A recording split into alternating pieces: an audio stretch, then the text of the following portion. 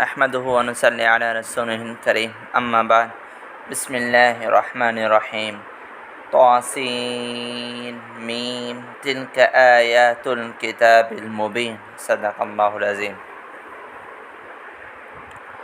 सूरतुश शुअरा मक्की सूरत है। हिन सूरत जे आगाज़ जे अंदर हुरूफ़ मुक़त्तिआत के बयान कयो वियो। उन खां पोइ किताब मुबीन क़ुरान करीम जो तज़किरो कयो वियो ऐं उन खां पोइ नबी करीम सल्लल्लाहु अलैहि वसल्लम के तसल्ली ॾिनी वई। ऐं ख़ुलासे जे तौर ते हिन सूरत मुबारका जे अंदर हज़रत जेको आहे सो अंबिया किराम अलैहिमुस्सलातु वस्सलाम जे क़िसस यानी किस्सनि ऐं वाक़िआत खे हिन जॻह ते बयानु कयो आहे।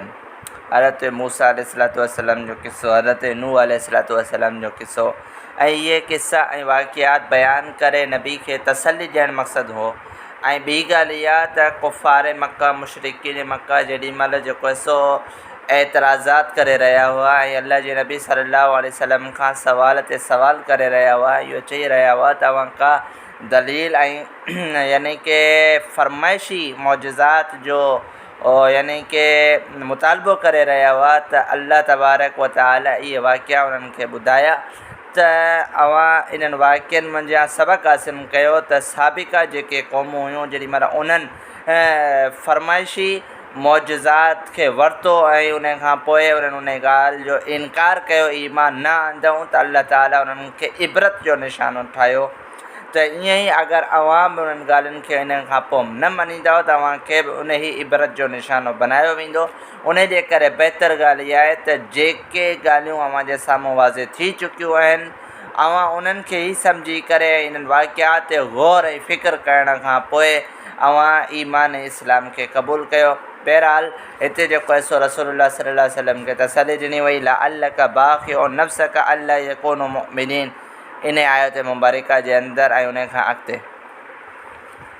उन खां पोइ अॻिते अल्लाह तबारक व तआला हज़रत मूसा अलैहिस्सलातु वस्सलाम जो तज़किरो शुरू कयो। व इज़ नादा रब्बुका मूसा अनिअतिल क़ौम ज़ालिमीन क़ौम फ़िरऔन ऐं उन जी क़ौम जी तरफ़ हज़रत मूसा खे अल्लाह ताला नबी ठाहे करे उमाणियो। ऐं उन खां पोइ अॻिते अल्लाह तबारक व तआला हिन सूरत मुबारका जे अंदरि हज़रत नूह अलैहिस्सलातु वस्सलाम जो तज़किरो कयो ऐं हज़रत मूसा ऐं हज़रत हारून अलैहिस्सलातु वस्सलाम जो तज़किरो कयो। ऐं उन खां पोइ अॻिते अल्लाह तबारक व तआला हज़रत नूह अलैहिस्सलातु वस्सलाम जो तज़किरो करण खां पोइ दीगर जेके अंबिया किराम अलैहिमुस्सलातु वस्सलाम उन्हनि जो तज़किरो कयो। ऐं जिन जेको आहे सो ॻाल्हि खे जिन क़ौम न मञियो हो पंहिंजे नबीअ जी ॻाल्हियुनि खे उन्हनि जे वाक़िआत ऐं उन्हनि जे क़िसनि खे बयानु करे अल्लाह तबारक व तआला बतौर हिदायत जे लाइ बतौर ग़ौर ऐं फ़िक्र जे लाइ इन्हनि शयुनि खे बयानु कयो ताकी इंसानु इन्हनि शयुनि खे ॾिसी करे पढ़ी करे सम्झी वठे। ऐं ख़ुसूसी तौर ते कुफ़ार मक्का मुशरिकीन मक्का जे लाइ इन्हनि खे जेको आहे सो नाज़िल कयो वियो आयतुनि खे ताकी उहे जेको आहे सो उहो ई क़दम न खणनि जेको इन खां साबिक़ा क़ौमूं हुयूं उन्हनि खयूं हुअनि। ऐं आख़िर जे अंदरि शुअरा जो तज़किरो आहे जंहिंजी निस्बत सां हिन सूरत जो नालो सूरत शुअरा रखियो वियो। उन खां पोइ अॻिते जेका ॿी सूरत आहे उन सूरत जो नालो आहे सूरह नमल या मक्की सूरत आहे।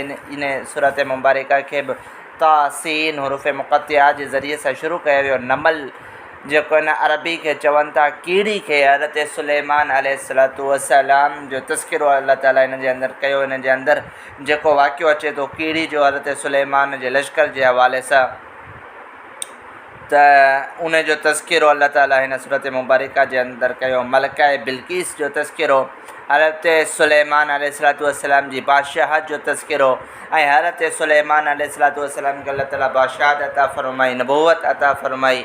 ऐं अहिड़े तरीक़े सां अल्लाह तबारक व तआला जानवरनि जी जेका ज़बान हुई, जानवरनि जी ॿोली जेका हुई उहा हज़रत सुलेमान खे सेखारी। ऐं हज़रत सुलेमान अलैहिस्सलातु वस्सलाम जेको आहे सो जेका गुफ़्तगू कंदा हुआ उहे परिंदा पखी पखण वग़ैरह उहे सम्झंदा हुआ। जिन्नात बि हज़रत सुलेमान अलैहिस्सलातु वस्सलाम जी हुक्मरानी हुई। इन सॼे क़िसे खे इन पूरी तफ़सील खे अल्लाह ताला सूरत नमल जे अंदरि बयानु करणु फ़रमायो आहे। इब्तिदा जी आयत जेका आहे उहा तिल्क आयातुल क़ुरआन व किताब मुबीन, इहा सूरत मुबारका बि गुज़िश्ता साबिक़ा सूरत सां मिलंदी जुलंदी इब्तिदा नजीब थी रही आहे। क़ुरान करीम जी अज़मत अल्लाह तबारक व तआला हर सूरत जे आगाज़ जे अंदरि गोया जेको सो बयानु करे रहियो आहे।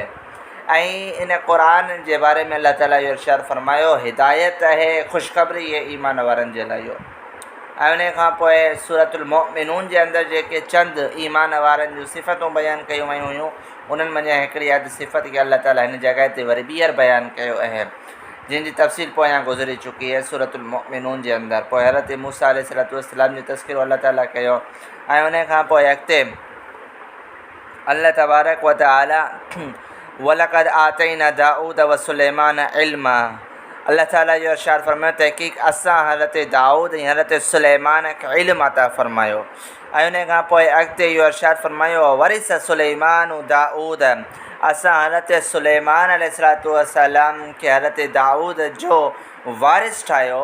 इन मंझां इहा ॻाल्हि साबित थी त हज़रत सुलैमान हज़रत दाऊद जो पुटु ऐं हज़रत दाऊद अलैहिस्सलातु वस्सलाम जा कुल 19 जेको आहे सो पुट हुआ, पर वारिस हिते सिर्फ़ु हज़रत सुलैमान खे ठाहियो वियो, जंहिं मंझां साबित थियो त माल ऐं दौलत जो वारिस न आहे।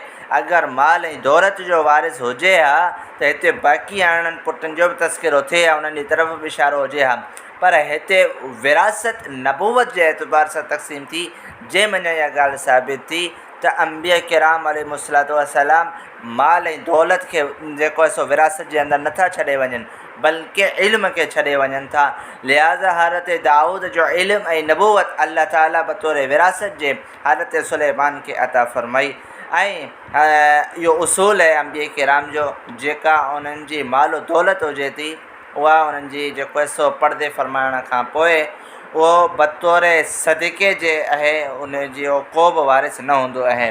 त लिहाज़ा हिते हज़रत सुलैमान खे अल्लाह ताला हज़रत दाऊद जो वारिस ठाहियो, जंहिं मंझां इहा ॻाल्हि साबित थी त इल्म ऐं नबूवत जो वारिस हज़रत सुलैमान थियो हज़रत दाऊद जो।